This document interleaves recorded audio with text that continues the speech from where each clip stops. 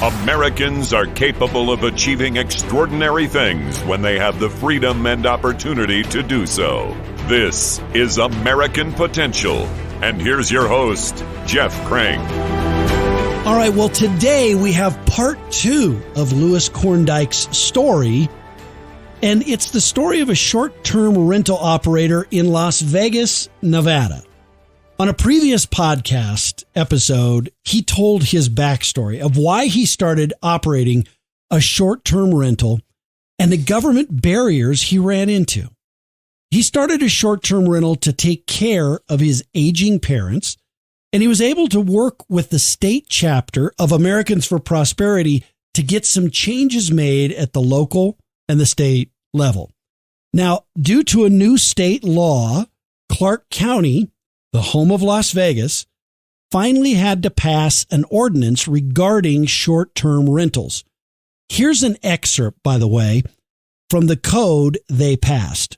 Quote, "The emission of noise, light, smoke, particulate matter, odors, and hazardous materials from the short-term rental residential unit which unreasonably annoys or disturbs the quiet, comfort, or repose of any person of ordinary sensibilities is prohibited." Unquote. Gee, how could anything go wrong there? In August of 2022, the Greater Las Vegas Short-Term Rental Association, which Louis helped found, sued Clark County, the Clark County Commissioners, and the state of Nevada. Today, we're going to have Louis Koorndyk talk about this lawsuit and the preliminary injunction that calls parts of this unconstitutionally vague and overly broad. Louis, thanks again for being on the show to tell us the second part of this incredible story. Well, Jeff, thank you for having me. Yeah, so just as a recap, there may be some people who listened to this episode who didn't hear the initial story, but just as a recap, tell folks why you decided to get into the short-term rental business in the Las Vegas area. I got into the short-term rental business to take care of my parents. My parents were elderly and now reached the age where they can no longer take care of themselves. I needed to put my parents in a assisted living facility, which was very costly. So what I did was I short-term rented my house. This enabled me to afford to put my parents in assisted living that had top-notch care, which they so richly deserved. I then started getting notices from Clark County that you're not allowed to short-term rent. I had a hard time believing that until the fines started rolling in. They subpoenaed my records, hit me with $62,000 in fines. Something I did not mention in the first episode. I really feel I failed my parents at this point. I had to remove my parents from the assisted living. This is our government we're talking about. Right. The government, even though I explained to them why I'm doing it and where the monies are going and what it's doing, it did not make any difference whatsoever. I had to remove my parents out of assisted living. Because of this, I put my parents as close to us as possibly could. Visited my parents multiple times a day, but my mother, she suffered a fall and she wasn't in the facility with the nurses, which could have easily saved her life. But my father called me and said, "Your mother fell and she doesn't look so good." I raced over there. I was just there in a couple minutes, but I didn't get there in time. My mother passed away in my arms. And this never would have happened if she was in the facility with the proper care. Yeah. What an incredible story. And I'm sorry about that. Both the situation that frankly the government put you in there, but also sorry for losing your mom. It's always tough losing your mom. I lost my mom, and I know that's a difficult thing for anyone. You went on, as part of this battle, you went on and formed along with another person, you formed the Greater Las Vegas Short-Term Rental Association. And we talked about it a little bit on the last episode, but tell us about that organization and what you do. Yes, this organization is fighting for property rights. It's fighting for the STR community. It wants to see common sense regulations. We don't mind paying our taxes. We don't mind anything, but we need somebody to fight for everybody's property rights. And that's what we do. So as you're looking at this ordinance, and to be clear, Clark County had to create an ordinance because the state passed a law that said they had to, correct? To allow it. Is that right? Correct. That last session, they passed AB 363 that directed Clark County to come up with an ordinance by this past July. Mm-hmm. Now, keep in mind, AB 363 almost read like an ordinance itself. It was so restrictive. Mm-hmm. And AB 360 states that Clark County cannot make it less restrictive, but they can make it more restrictive as they see fit. Mm-hmm. And they see fit to make it a lot more restrictive, it seems. I mean, I read this portion of that all these things, odors, hazardous materials, particulate matter, smoke, light, noise, anything that unreasonably annoys your neighbor. Well, what if your neighbor is unreasonable in the first place? I mean, this, you don't write regulations this way. These are written really to shut down the short-term rental business, I think, in Clark County. But talk about what are some of the most restrictive parts of this ordinance that Clark County put in place on short-term rentals? Well, some of them are, well, to your point also, what we should first recognize is the fact that all the nuisance laws are already on the books. Mm-hmm. Sure. I don't care if it's a noise ordinance, if it's trash, right, if it's disturbing the peace. They're all there on the books. We don't need a whole new set of ordinances and rules and regulations just based on how long you're actually there. Right. That's right. A ridiculous thing. And what is the cutoff? Is the cutoff 31 days? Is that right? Yes. So if you're there 30 days, these rules apply. If you're there 31, these rules don't apply. Correct. That's crazy. But go ahead. Correct. And if you look at AB 363, they had things in there like, seems reasonable. You can have up to 5 houses. And then things that get a little crazy, 660-foot separation between short-term rentals.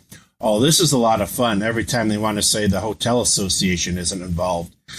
The last few days of the last legislation session, when they were going to be voting on AB 363, the hotel lobbyists were there and had them and asked them to put in a 2,500-foot separation between a short-term rental and a gaming hotel. In a gaming hotel or future gaming hotel that is going to be built. And that was easily put in the bill just in the last couple of days. So you can't tell me the hotels have no part of this. Yeah. Yeah. And by the time Clark County got their hands on it, they took, you can make it more restrictive. Well, they took that to heart. They made it even more ridiculous. They went from 660 feet to 1,000-foot separation between short-term rentals. You do have that 2,500-foot separation between a gaming hotel. They're limited it to only one short-term rental per person.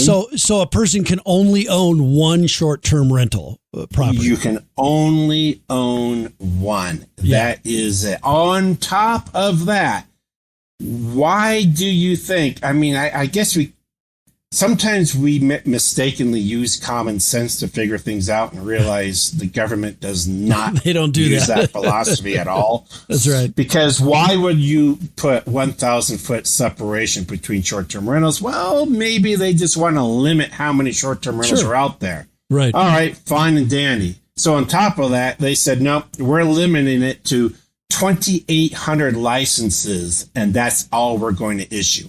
Approximately 2,800 licenses. And when asked where they come up with that figure, they say, well, that's about 1% of the existing housing stock. Gosh. So 2,800 out of the thousands of operators, you're wiping out between 75 and 80% of the short-term rental operators, just like that, with one fair swoop. In one swoop, they're wiping out all of these people in order to do what? They put in that a unit has to be 2,500 feet away from a resort hotel. I mean, I don't know how these poor little resort hotels would even survive if there was one short-term rental unit within 2,500 feet of them. I don't know how in the world they would survive. I don't know. Not to mention, I would say, can you get it? Can you waive that 660-foot regulation within 2,500 feet of our hotel? Because we want them closer to our hotel. Because if they're closer to our hotel, there's a better chance that those guests are going to come and patronize our hotel. Yeah, you would think. Right. I mean, you mentioned this in the first podcast that we did on this topic. You said, like, people aren't coming to Las Vegas to go to your short-term rental. They aren't going to go to these. Their plan is to go to these resorts and to go to these casinos and other places. This just doesn't make sense. So those are some of the really onerous things. And any other things that just stick out on this? I mean, I worry when they write regulations like that basically would cause neighbor to turn in neighbor to be suspicious about the other one. When you're saying something that it is prohibited if it unreasonably annoys someone else. Goodness gracious. I mean, that is something that anybody could make the case that it unreasonably annoys them if they don't like a person, for instance. Oh, yeah, exactly. What the ordinance does is it weaponizes the neighbors. Yeah. You know, it gives them all the power they need. Yes, right. And it's really sad when government does this through policy. And I know that over the last couple of years, we can think of, well, I mean, you know, whether it's, you know, masks or any of these things that kind of, you know, without taking positions on that, those kinds of things have been divisive to our society. And this is certainly divisive when you're basically putting out a regulation or an ordinance that says, if any of these things annoy you, you can turn in your neighbor. I mean, yes, exactly. And it's a little sickening, honestly, to see how dirty, really, the government can be. Right. And this is what they do. They weaponize the neighbors, and they even we will call them the opposition, ones that don't. People are naturally scared and afraid of things they don't understand. Sure. And if you have the government actually throwing fuel on the fire instead of calming them and saying, no, this is what it's really all about. Short-term rental, they even have more control over the property than they do of a long-term. You know, if somebody's making noise or something like that, we will go after them. We will punish those that need to be punished, but we're not going to paint the whole industry with that same broad paintbrush. Mm-hmm. Right. So the government will tell the neighbors, you know, if you suspect your neighbor's a short-term rental operator, please call this hotline. Not that they're disturbing the peace, not that they're bothering you, just the fact you suspect they're renting their property out. Please call this hotline. And in case in point, I do have my neighbor that as soon as I started doing that to take care of my parents, he was the one that turned me in, and he's down the street. Mm-hmm. The people that lived right next to me had no problem whatsoever. Mm-hmm. I went down the street and I talked to the neighbor. I said, here's my phone number. If you call code enforcement or something, they're probably not going to get there till next week or they're well gone. So if you have a problem, you know, please call me. I'll take care of it immediately. And I'm just curious. So what exactly was the problem with those guests? Were they loud? Did something happen? They go, no, nothing at all. But Clark County says it's against the law. Oh. So it's my civic duty to turn you in because you're breaking the law. Oh. There's your perfect example. The government is just creating a problem where there isn't a problem. Yeah. And turning neighbors against neighbors. And that's not something that is productive for society. And when government is doing something like that, they are being counterproductive to a civilized society by doing that. So the Greater Las Vegas Short-Term Rental Association decided to sue Clark County, the Clark County commissioners, and the state of Nevada over this. When did you decide that? And tell us where that whole process is. Well, we decided that when we could get nowhere legislatively. Right. We could not get common sense ordinances and such passed. Mm-hmm. When we exhausted all our options, we were left with no other option except to sue. And so that's what we're doing. That the Greater Las Vegas Short-Term Rental Association is suing the state and the county. Mm-hmm. We did already have a preliminary injunction, right, that we won. Unfortunately, there are so many points to the ordinances. The judge is almost overruled. I mean, they already ruled in our favor against family or groups, parties, and knowing disturbance. There's a bunch of things in there we already won, but there is so much we still need to do. And so this will be going to the state Supreme Court at some point. We will be appealing. Clark County might be appealing because they lost a bunch on the preliminary injunction. We'll see what happens. Yeah. So the biggest thing now. Go ahead. So the preliminary injunction you felt was basically in your favor, right? Yes. Did it prohibit these regulations from going into effect? Unfortunately, no. It ruled on a bunch. The judge basically ruled 9 out of 12 points in our favor. Gotcha. Did not really give the whole entire thing an injunction. And this was over 5 weeks ago, Jeff. We're still waiting on the written order from the judge. So we really need to see exactly what that's going to say in her written order. Mm-hmm. So now you had the Clark County has an application process, right, to apply to get the permit for this. What did the judge say about the application process? They didn't rule on the application process itself. We'll see if something comes up in the written order or not, but the application process in itself is ridiculous. I mean, they have a pre-application process that ends March 13th, I want to say. Mm-hmm. And this is anybody that wants to apply for a short-term rental license has to do the pre-application process. So, and it's really just your name, contact information, the addresses of the property you want to list and such. This is a information gathering ploy tactic. There's really no reason for it. We suspect they just want to learn where all the short-term rentals are. And once the ordinance goes into effect, they know where everybody is and they can just go after everybody and shut them down. This is incredible. What do you think it's the county commissioners themselves? Is it the resort and gaming industry has undue influence over them? Is there maybe some staff person at Clark County that just doesn't like short-term rentals? And I mean, what do you think it is? Or is it all of those things? I'll take D, all of those things. all of the above. Yeah, it's amazing, including the culinary union, believe it or not. Interesting. Yeah, we had a meeting before the pandemic with Commissioner Tick Seegerbloom.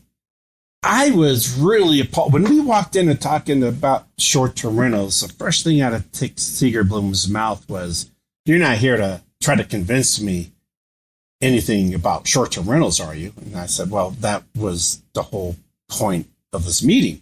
He said, "Well, you're wasting your breath. I'm not going to support short-term rentals." Gosh. And I said, "Well, why not?" He goes, "Well, because the culinary union doesn't support short-term rentals." Well, at the time, I'm a babe in the woods. I didn't know. I don't know if they did or didn't. I had no idea. And you didn't know that the culinary union had been actually elected to the Clark County Board of Commissioners, right? I mean, it sounds like they're the ones that get to control the vote. I don't know. It does. And honestly, I did not. I was ignorant. I had no idea. I didn't know there'd be a reason for them to be against us. Right. But apparently they are. Yes. And when he said that they don't support him, I was dumbfounded. And in this particular meeting, Wiz Rizard from Americans for Prosperity was there as well. Mm-hmm. And I could see him, and I'd look in the corner of my eye, and he almost looked like the cat that swallowed the canary. And I was dumbfounded. I was like, I could not believe what he was saying. And I made him repeat it. And I said, you don't, because the culinary union doesn't support it. He goes, it's the culinary union that got me my job. I'm not going to go against the culinary union. Yeah. And I'm like, are you kidding me? And this is one of the first times I'm talking with a commissioner and such. I'm not used to this. So my jaw's hitting the floor when Wiz is just kind of smiling. Yeah. And I said, are you telling me if the culinary union reversed their position tomorrow and supported short-term rentals, then you would support it? And he said, of course. Well, I found out later, talking to Wiz, he said he's not used to hearing politicians tell it like it is and be honest like that. Right. He goes, I have to respect Tick Sigerbloom for not being like the other commissioners and just deny. He flat out just said it, and he had to respect him for that. And I'm like, okay, but I am shocked. But Wiz, he went on to say, but Mr. Sigerbloom, do you realize some of your culinary union members, or some of the culinary union members, are actually short-term rental operators? You know what Tick Sigerbloom said? He said, I don't care about the members. I only care about the leadership. Oh, my goodness. Oh, boy. That was my introduction into politics there. Yeah, welcome to Clark County, Las Vegas politics. So we're almost out of time here, but what are you guys doing next? So right now there's been a preliminary injunction. You're still waiting for the ruling, right? Correct. Yeah. We basically have the ruling, so now we're waiting on the written order, and then we will be able to move on and appeal this, because we want everything, because we believe we have a very, very, very, very, very strong. We got a great law firm. We have a really strong case. So we're going to appeal this and take it to the Supreme Court if we can. We're already spent so much money, so the Greater Las Vegas Short-Term Rental Association is doing fundraising and everything we can to take this to the Nevada Supreme Court and win this on constitutional basis. Well, good for you. I'm glad that you're fighting. And I mean, we talked about this on the episode before. This is a David versus Goliath story, and David had to have courage in that fight, and you guys have courage, and I appreciate that. If people wanted to help in this battle, or they want to learn more, where can they go? What's the best place for them to go? Yes. Please. We could use your support. That would be www.glvstra.org. Gotcha. The glvsta.org. Greater Las Vegas Short-Term Rental Association. That's what it stands for, .org. And so that's where you can go and get more information. Louis, this is an amazing story. Every time we talk about it, there's some new wrinkle, some angle that you let me know, and it continues to amaze me. I hope you guys keep up the battle. You're building forces. You're building your ground game, and I hope that your grassroots capability gets stronger and stronger as you go along. Thank you for your time. I appreciate it. Well, thank you, Jeff. It was a pleasure. All right. Well, listen, if you're up against a similar situation and government's prohibiting you from reaching your full potential because of a regulation or a law, we'd like to get you connected with an Americans for Prosperity state chapter. Be sure to email me at jeff@americanpotential.com. And, you can always connect with us. The American Potential Podcast, we're trying to keep these stories out that inspire you, that inform you. And the best way to stay connected with us is to follow us and to like us on channels on social media. You can do it on Facebook, on YouTube, on Twitter. And if you know of a great story like Louis has of someone out there in America that's fighting this battle against a government that has a silly regulation in some cases even an evil regulation that prevents them from reaching their full potential, let us know. Go to AmericanPotential.com and fill out the Share Your Story section there, and we will get in touch with you. We'll see if we can highlight that story. So I hope that you do that. Thanks for listening today. Thanks to Louis and all their great work on this issue. And thanks for listening to American Potential. Thank you for listening to American Potential. You may listen to more stories from Americans working every day to expand freedom and opportunity in their communities by visiting AmericanPotential.com.